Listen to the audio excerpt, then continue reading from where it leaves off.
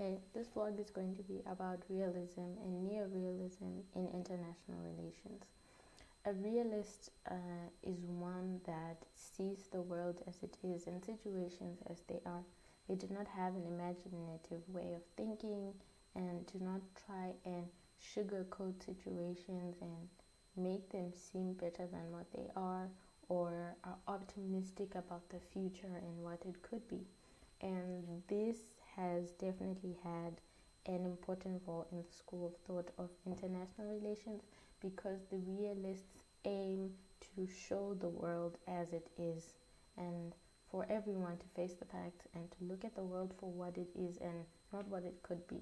So we could, in my view, I definitely think that realism could be seen as a positive theory, in the sense that it focuses on what it is and not what it should be.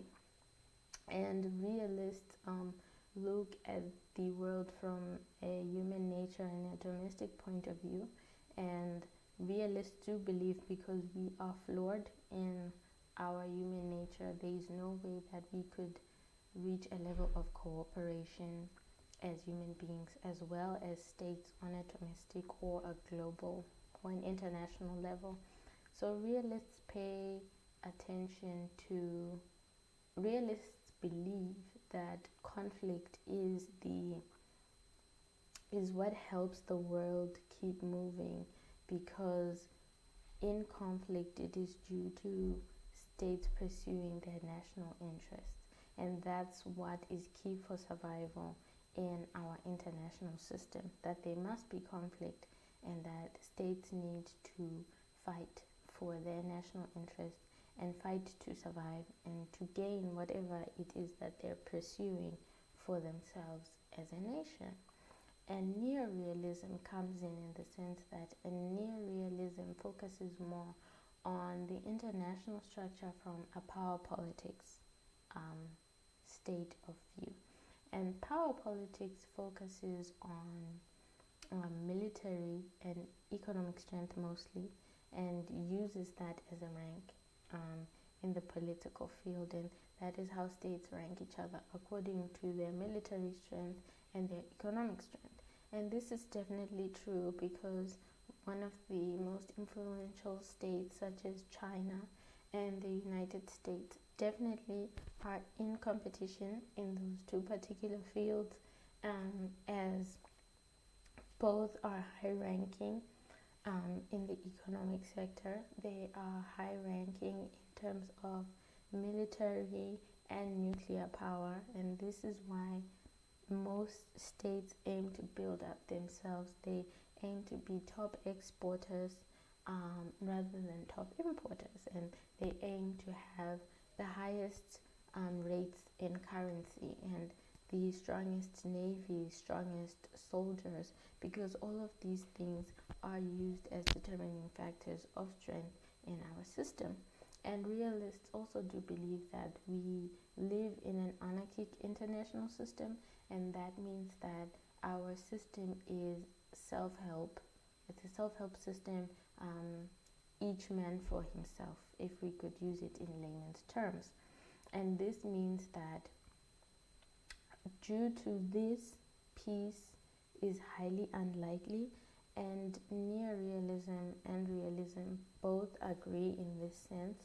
And neorealism believes that as humans we should stop aiming for peace, because as long as there is strife between us as human beings, especially in the political field, it's highly unlikely that peace will be attainable, or even sustainable peace will be attainable.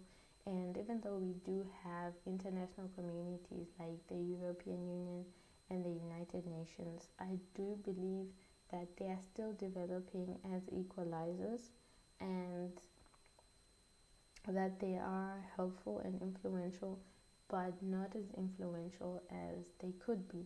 And we continue to see examples of that in the way the states relate to one another, is that most states tend to come together if it is in their interests, their benefits. and superpowers tend to communicate with other superpowers and link with them, and there is the misconception of trying to build up the other states and make sure that they are also well achieved as superpowers such as Britain and the United States. But with the constant conflicts in countries such as Africa, in continents such as Africa, I do believe that there is still an imperialistic type of nature where the superpowers still definitely aim to have influence in other states besides their own so that they can achieve dominance. And I feel like that is definitely a realistic point of view. And another thing that realism does believe is that anarchy and structure are intertwined, and they also focus on distribution of power. And distribution of power is also a very important topic in realism because the distribution of power determines the peace between the states, and determines how they relate with one another. And because of the constant power struggle, this is what continues to cause conflict among states, especially on a global scale, because there is no central government that balances out. But every state has the opportunity to fight to be more dominant than the other, and there is no central government that can equalize the situation or de-escalate it, but instead everyone is striving for themselves, and each state is working towards their own interests. And that means that they will work towards their interests in the way that they deem as fit and think is okay. And this is what brings about things such as bombings and Vietnam War and the Cold War, so on and so forth. These could be examples from a realistic point of view as to how the world really works and why the world works this way, and that there is no possibility that in the future things could be better and states could cooperate better with one another as long as these national interests exist.